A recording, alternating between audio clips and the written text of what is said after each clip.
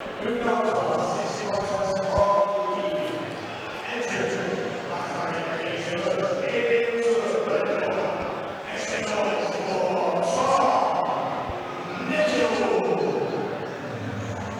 coming to the page here in Gloucester.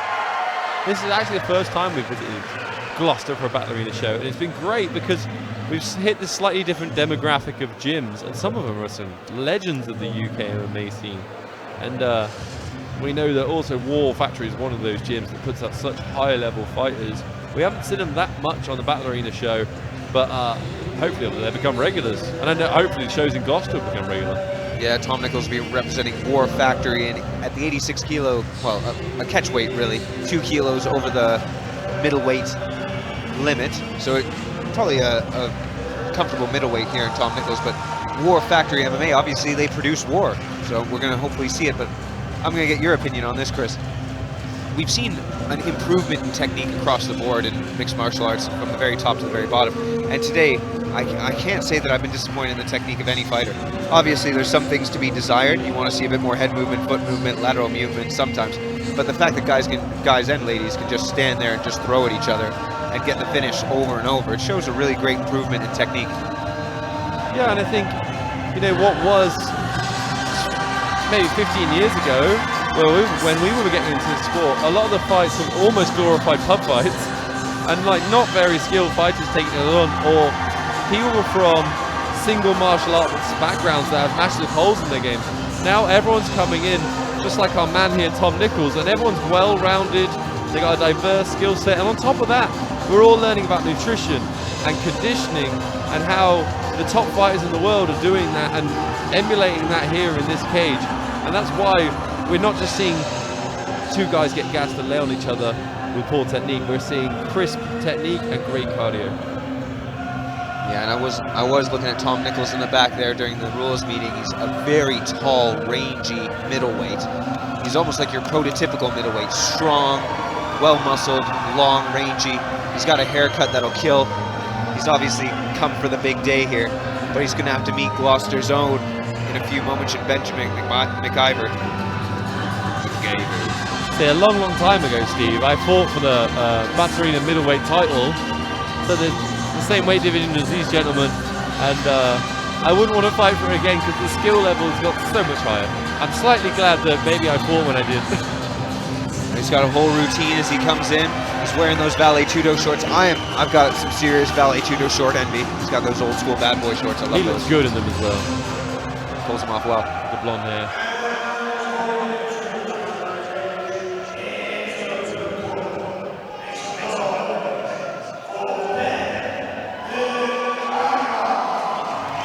Ben McIver representing top team here in Gloucester, and he is a home favorite. The crowd very much erupting, but obviously that bit of nervousness as well, especially when you see his opponent in here. But McIver's going to come in and he's going to look to bring it in front of this home crowd as well. And Steve, do you think it makes a big difference fighting in front of your home crowd? Is it the pressure? Could it actually be a negative? I've never had to fight in front of my home crowd, so this is true. I was always just going in and spoiling somebody else's party. But it does add a bit of comfort, I think, to people. That's why obviously away teams do more poorly. But I think it can also be a huge bit of pressure, some anxiety in there, because you're going out against your home crowd, people that you went to school with, and you want to prove to them that you are the man. And I think that we're going to see a bit of a height difference here between McIver and Nicholls. Nicholls going to be the taller, rangier fighter, but McIver might have power in those hands, absolute bricks and cinder blocks in his left and right. We're going to see how that pans out just momentarily. He's getting his last little bit of Vaseline. He's had his orders from the corner. Nothing is in his way from the fight except a few moments. Yeah, Steve, I remember my fighting days. I used to like getting booed. I used to like being in the other guy's hometown, and I'd walk to the cage with a little smile on my face, hoping that I could prove all these people wrong. And I actually preferred that to being cheered for, bizarrely. I think maybe it's a personality thing. I kind of like being the underdog. Made me think of Rocky stories. But what a difference in build in these two gentlemen. I believe the technical term for McIver is thick, 2 C's. Good thick.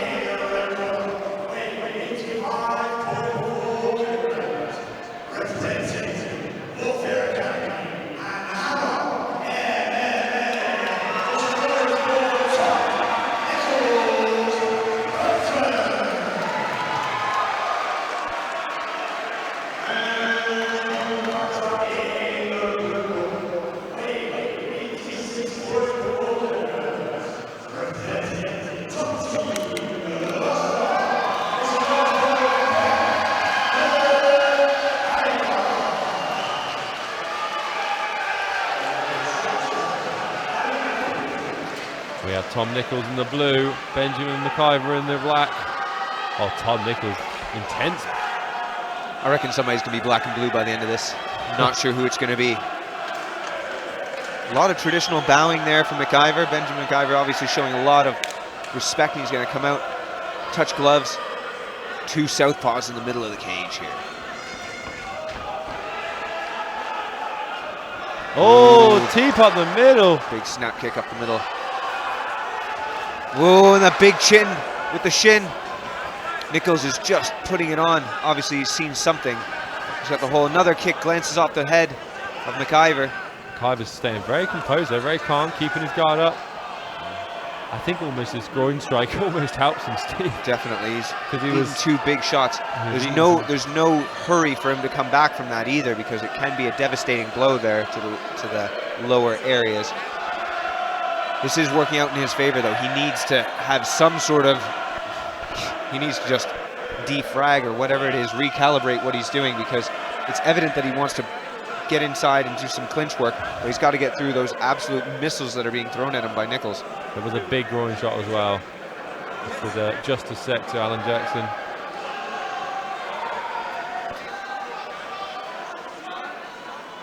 I think Nicholls is going to come straight back at him. You know, we're seeing a more traditional sort of mixed martial arts. A big left hand lands for Nicholls. Nicholls is using his range so well. Just popping that jab, just keeping long, and then putting some power behind it with his hands all feet. McIver's very, very tough here, but he's so rigid compared to Nicholls. Nicholls is all over him. He turns him big time with that overhook. I think it's smart by McIver, though. You know, it wasn't going well on the feet. Let's start mixing it up. His nose is all busted up from that left, straight down the middle, and he eats another kick. And even if you block that, it does hurt.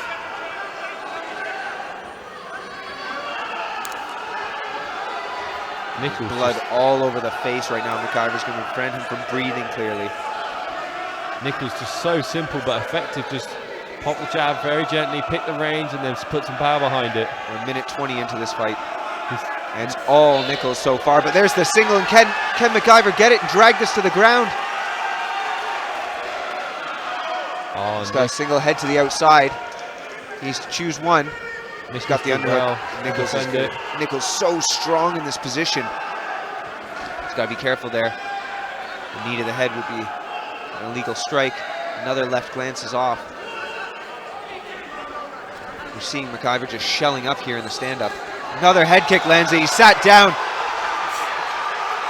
Alan Jackson on top of the action here. There's nothing in return. Oh. Big heart from McIver to turn in and try to get back to his feet. He's all covered up here, and Alan Jackson has to wave it off. And a big celebration here from Nicholls, who throws his Crawley custom gum shield into the crowd. Nicholls is stoked with that performance. Incredible performance by Nicholls. And he's on the cage right above us, and I can tell you from here, yeah, those shorts look good. And I believe we called it the War Factory. It's the Warfare Academy, folks. He's fighting out of the Warfare Academy, and he's got the big finish in the first round. 55 seconds remaining. That's a finish in 2 minutes and 5 seconds. Big head kick knockdown. You can't fault the heart of Bejamin McIver. The striking was so polished, kept the jab, kept the range. He fought like the taller fighter, and then stuffed the takedowns, you know, fairly easily as well. Fought for the underhooks, got back to his range. Very disciplined, very, you know, structured approach, and very respectful here at the end. What an incredible performance by Tom Nicholls. Nicholls never let McIver get settled, and he just absolutely it was a very clinical sort of. He just took him apart there, didn't he? Just a deconstruction. I think they're going to have to take McIver out. It looked like his nose was broken. That's probably what they're going to see to him as. We're going to have an interview with Tom Nicholls in a few moments. He looks absolutely amped. We're going to go to the official announcement in just a few moments once McIver is taken off for medical attention.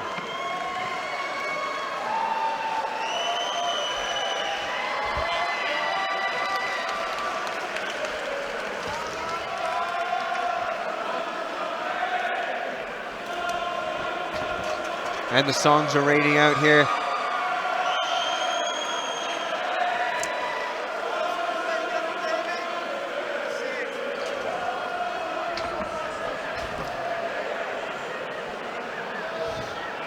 photographer, Mark McGodrich, telling him to get out of the way there. Absolutely empties Nicholls. We're going to have him live in a little interview in just a few moments. He's done celebrating for a few moments now.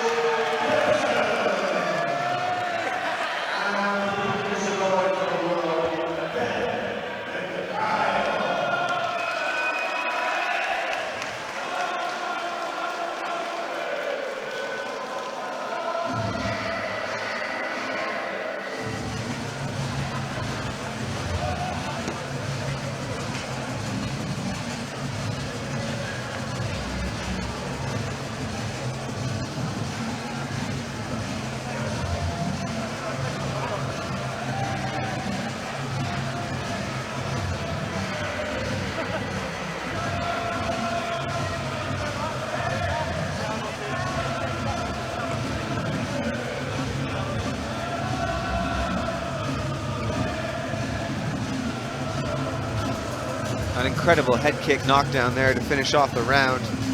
Finish off, well, beginning at the end there. Tom Nicholls is going to be coming into our studio in just a few moments to talk to Chris Fensom about his victory, how it makes him feel, who he's got to thank, and what's next on his plate, because honestly, the sky is the limit for Tom Nicholls. An absolute beast from the Warfare Academy. Here we go live to that interview now.